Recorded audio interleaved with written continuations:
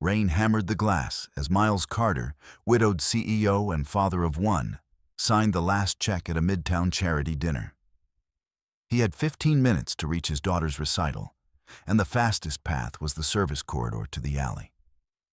Lena, a waitress with steady eyes, slid him water and leaned close.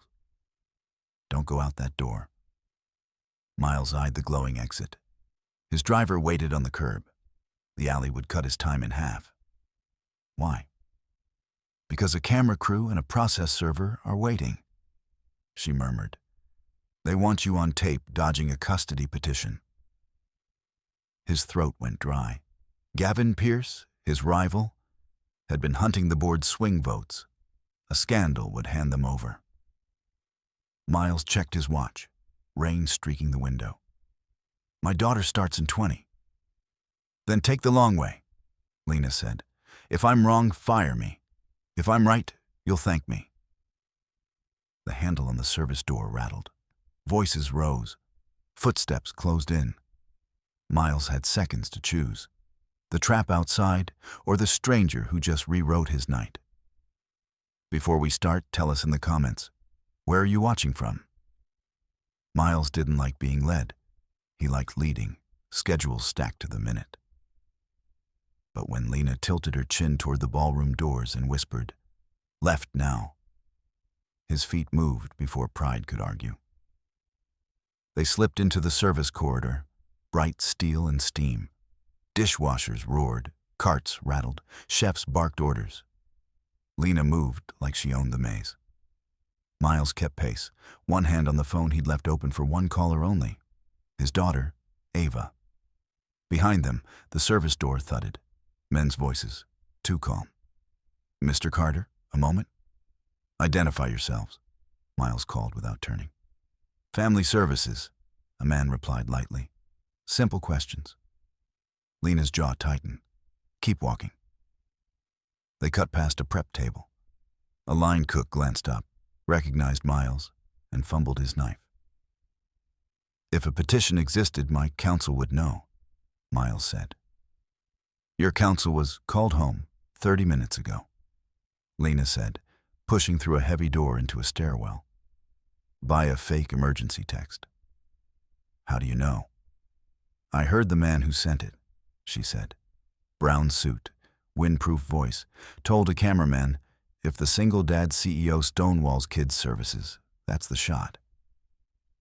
Rage rose hot. Gavin Pierce had been circling his company for weeks. A scandal would deliver the votes.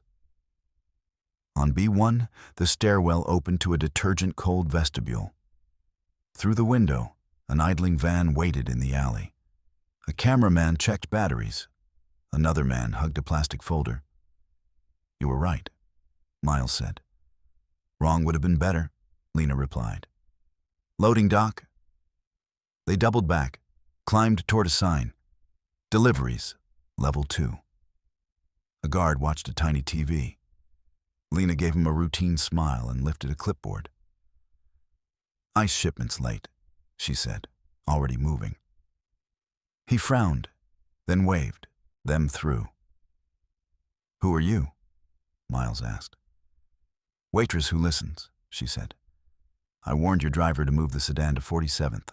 Marco's smart. He took his break." Miles blinked. She knew his driver's name. "Why help me?" "Because you say please," she said, and then quieter. "And because that man in the brown suit enjoyed it." They reached a long hallway of humming refrigeration. At the end, a freight elevator waited. Lena hit the button.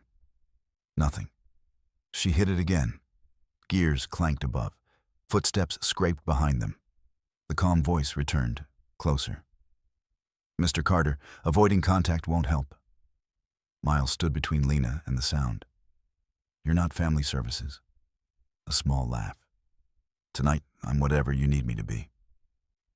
The elevator dinged. Doors jittered, stuck.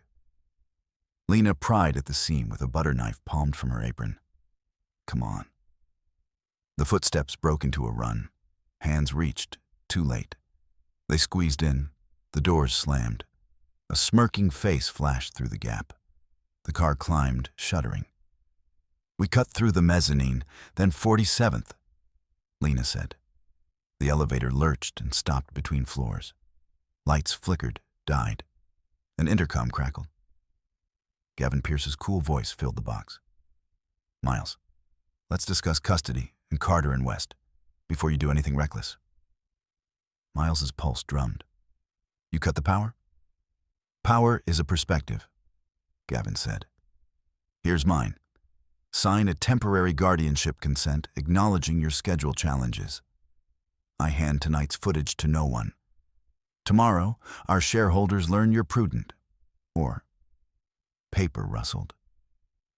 They learn you ran from concerned officials while a child sang on stage without her father. Ava's recital. Miles tasted metal. Lena met his eyes in the dark. He's bluffing, she whispered. Or he's early. Either way, you can still choose. The intercom hissed again. 30 seconds, Miles. Miles reached toward the emergency hatch. The ceiling panel wouldn't budge. Lena slid the knife into his palm. On 3, she said. Either we climb or you surrender. He drew a breath, found the screws by touch, and braced his shoulders under the panel as the intercom clicked to a final, patient silence. From the speaker came a new voice. Ava's teacher. Miles, are you coming? Then static. Time kept bleeding away. The hatch gave way on the second push. Cold air spilled in. Miles boosted Lena up, hauled himself through, and crawled to the next landing. Below, Gavin counted down through the intercom. Miles and Lena kicked the doors, tumbled into a dim mezzanine, and ran. 47th, Lena said. They burst into rain and neon where Marco waited with the sedan. Brighton Theater, Miles ordered. Lena pointed. 10th Avenue, no alley. On the way, her phone rang. She answered with a fake shop name. The brown-suited fixer purred, If Carter won't play, leak the footage. His board meets at 9. She ended the call, thumbed record, and saved it. They reached the little theater with 4 minutes to spare. Inside, damp coats steamed. The curtain rose. Ava, third from center, found her father and steadied. Miles spotted a compact camera angled at him, a plastic folder on the cameraman's lap. Lena leaned over the aisle. No personal filming, she told the usher. The red tally light clicked off. After the bows, Ava hugged him. I knew you'd come. Always, he said, feeling the word like armor. The brown suit appeared, smile thin. Quick consent? For cooperation? Decline, Miles said. Then we narrate your absence, the man replied. I wasn't absent, Miles said, and the man's eyes flickered. Lena snapped a photo of his badge and with 3 taps, sent the audio to counsel and key directors. Urgent before 9 p.m. Miles's phone lit at once. Special meeting, HQ, 20 minutes. They rode in a company SUV. Ava slept on Miles's shoulder, warm and certain. Rain lacquered the city. The boardroom at Carter and West gleamed like a runway. Directors filed in, murmuring. A court reporter set up. Miles played Lena's clip on the wall screen. Leak the footage anyway. His board meets at 9. A rustle of anger moved around the table. Gavin Pierce arrived last, immaculate and unbothered. Evening, he said. Cute audio. Anyone can fake a voice. It's metadata stamped, Miles said. Plus, your fixer spoofed my counsel's phone. He slid emails across the table. Gavin smiled. Business is a contact sport. The director lifted a hand. We hear both sides. Then vote. Red indicators winked alive along the ceiling. The board's media panel had been armed. A live feed blinked on the glass. Press stand by. Miles hadn't ordered it. Gavin's eyes warmed. Perfect. Let's show the market your composure. The double doors swung open again.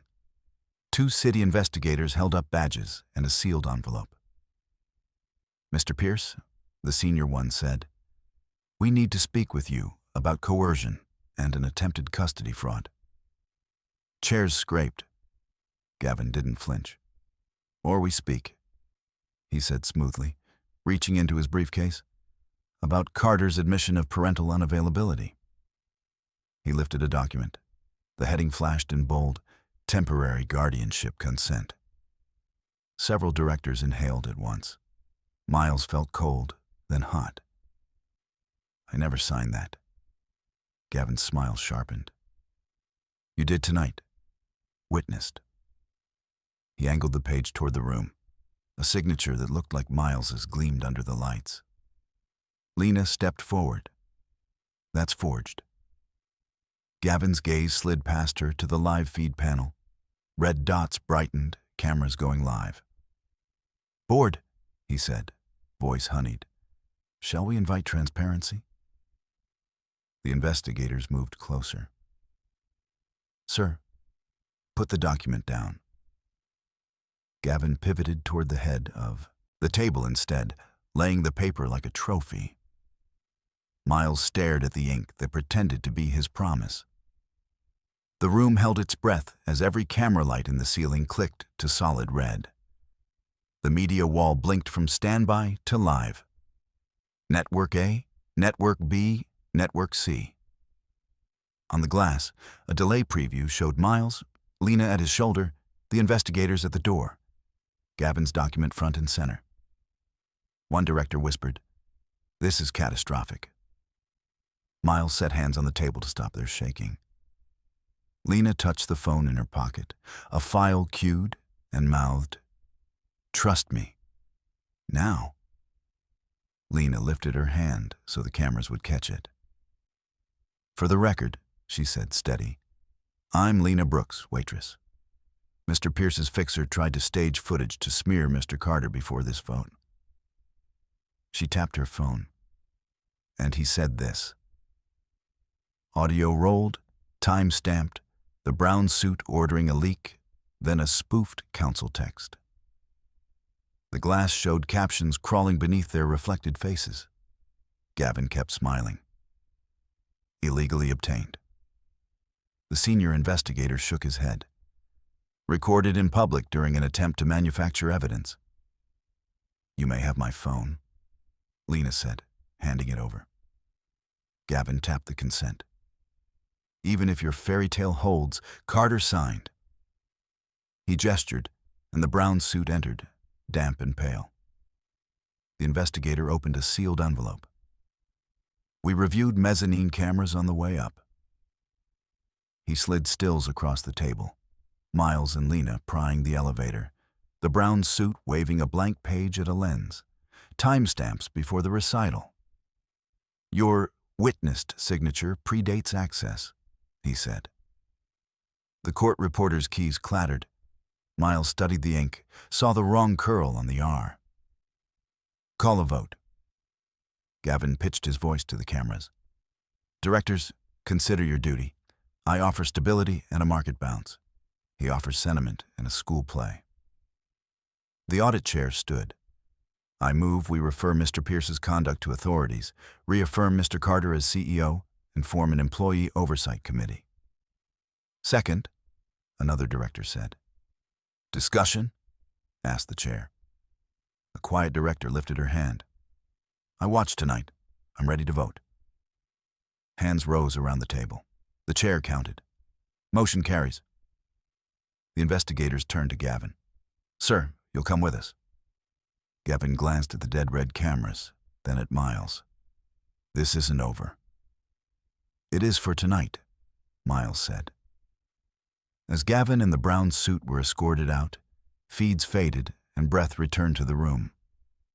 Miles's hands finally steadied. He looked at Lena. "You saved a recital and a company." She shrugged. "You say please to people who carry plates." Directors drifted out. The court reporter packed up. In the corner, Ava rubbed sleep from her eyes and crossed the carpet. She hugged Miles's waist. "Can we get pancakes?" Miles laughed, lighter. "Absolutely." He turned to Lena. Ride with us. And tomorrow, meet HR, if you want a job upstairs. She blinked. Doing what? Head of guest integrity, he said, listening with authority. She looked at the city beyond the glass and nodded. I'm in. In the working elevator down, Ava slid her hand into Lena's. Thanks for helping my dad. You helped first, Lena said. He came anyway. The lobby was warm. Outside, rain softened to a hush. Security pulled the SUV around. A driver opened the door. Street steam rose like breath. As they climbed in, Miles glanced back at the tower that had almost swallowed him. His reflection was not a headline, but a father holding to what mattered. He shut the door. City lights scrolled. Powdered sugar from some late-night run dusted the seat. Pancakes? Lena said. Pancakes. Miles answered, easing into the lane as cloud edges brightened and the wipers finally fell still. The audit chair paused by Lena. If you take this role, you'll have a direct line to me, she said. We should have heard what you heard sooner. Lena nodded. You will. In the corridor, Miles squeezed Ava's shoulder. How was the high note? Nailed it, she whispered. They passed the mezzanine that had almost trapped him. Just concrete now, humming and ordinary. He let the leftover fear drain away. Outside, the air smelled of wet stone. Ava buckled herself in. Lena hovered at the curb. Most people don't invite the help, she said. Then they're missing the best help, Miles replied. They eased into traffic. Ava leaned toward Lena. Blueberry? With extra syrup, Lena said, smiling. Miles drove, steadier with each block, the crisis shrinking to red lights behind them. Almost home.